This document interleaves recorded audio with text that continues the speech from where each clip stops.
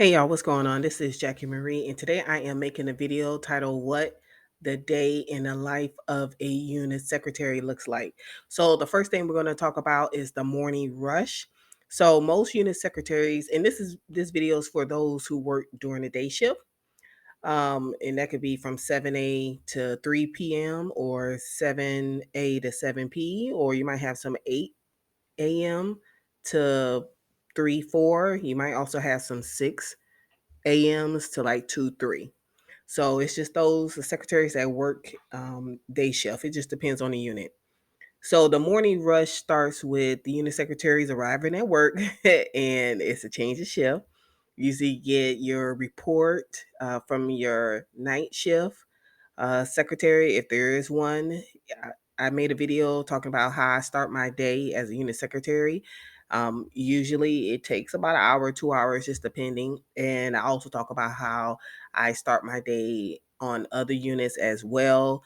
There are just a lot of things that I do to get my day started. But usually, to get your day off to a good start, there are things that you should do.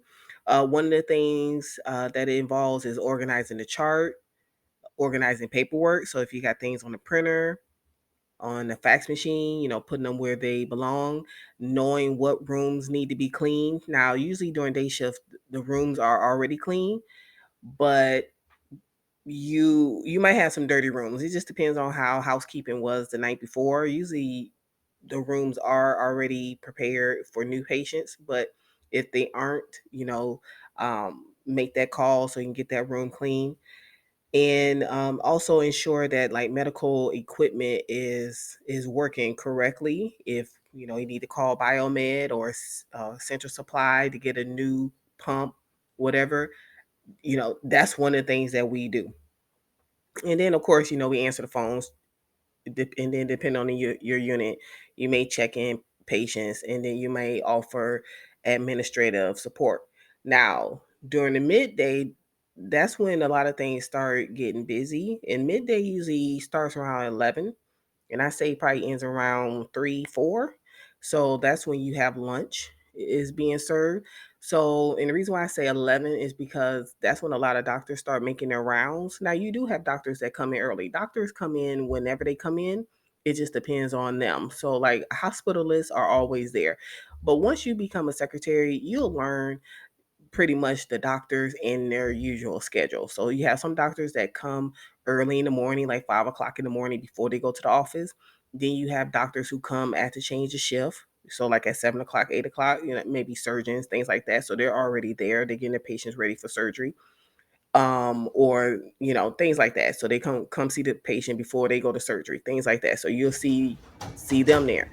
Then you have the doctors who have office hours, but they'll come to the hospital during lunch. So when the offices go to lunch, because most doctors' offices go to lunch between 11, 11:30, 12, 1. That's when the doctor is going to the hospitals to see those patients. So that's the afternoon, that's the midday support. So that's when you really on your tippy toes, because you're gonna have a lot of doctors coming in, getting the charts, looking at the charts, going to see the patients off the floor, call me back, putting in orders for consults, call me back when the patient come back to the unit, or I'm gonna be over here, blah, blah, blah, page me, whatever, I'm gonna go over to this floor. If patient is off the floor and they came to see him, but they'll be back, we got report, they're coming back, but the doctor's gonna run over to this unit and then they're gonna come back, things like that. Call me when they come back, things like that. So it's a lot of stuff going on. We call in a lot of consults. We because the doctors are there. Doctors are making the rounds. If it's a teaching school, the doctors have their students. You might have the intensivist, like say you had a cold. The intensivist is up there. They have students there with them. Medical students, like medical doctors. They're there, like residents. That's the word I'm looking for. Residents. So you have a lot of stuff going on. And, so now we really gonna be, because if the patients are coming back from procedure, let's say they had a procedure first thing, early this morning, and now they've taken a look at it, and now the report from that procedure it has it has been dictated. So now it's available. You can put it on the chart. So now you got to start filing stuff because um The way ours was, it automatically printed to the printer. So like once the doctor finished dictating, so let's say a patient went and had let's say they went down and had like a CAT scan, something like that. Once the doctor finished dictating, so the down in CAT scan, once they finish dictating, it will automatically print to the printer for that patient. So if the patient was on our unit, it will automatically print. So no one had to do anything. It would just automatically print. And so of course, now we got to get that off the printer. So you got a lot of stuff coming off the printer. You got to update the chart, you got to update the system. Like say you're getting a new patient. So let's say a patient went to a procedure and they're going to come to your unit instead of going back to their unit. Now you got to update that. It's just a lot going on during the midday. That's when everything is really, really jumping. You got transfers. You might have patients that's going to be transferred to another facility. That's really when you have a lot of things jumping. So I say between, and then of course, we got lunch. Okay, dietary is there, housekeeping is cleaning, because they start cleaning. And one of the things I made a video a long time ago about housekeeping. Housekeeping, the smart ones, they're going to ask you who's being discharged today because it doesn't make sense for them to clean the room twice. So if patient went down for a procedure and they're not coming back, they're going to wait until the patient stuff is gone because it doesn't make sense for them to clean it and then they get discharged and now you got to clean it again, if that makes sense. You know what I'm saying? Because they stuff was still in the room, but they're not coming back. So now you got to re-clean it. So they will ask you that. So it's a lot of things that go on between that 11 and I say about 3 o'clock. It's a lot of things jumping. The lunches, you got transport coming to get the patients to take them for procedures, bringing them back. You looking for the nurse, you look for the nurse for room 1, 2, 3. It's a lot that goes on during the midday. Now the afternoon, now depending on when you get off, and if you get off at 3, then you're pretty much done. You're gonna pass a lot to the night, well, to the second shift. You're gonna pass um stuff to them. So they're gonna need a good report. Now if you get off at 7, that's different because the 3, so if you leave at 3, you're gonna you're gonna be wrapping up, but it's still a lot of stuff going on. You know what I'm saying? So that's like the afternoon wrap up. And basically, they're going to deal with the patients that are coming back, the patients that are not coming back. They're going to deal mainly with the discharges. So if you leave at 3 and the next secretary comes on, they're going to deal with the discharges and the transfers. You had to deal with some, but not a lot. So you might have just that, okay, this one is transferred to another unit. They're not coming back. These 3, 4, 5, they're being discharged. The ones down that hall, we got one down that hallway that's going to be discharged. One going home health. One being, you know what I'm saying? They're going to be the ones that's going to deal with it. Now, if you still are there, if you work 7A to 7P, things like that, you're going to deal with that. You're going to deal with all the discharges. And the discharges usually start around 3, 4, 5. So that's when the discharges are. So that's the afternoon wrap up.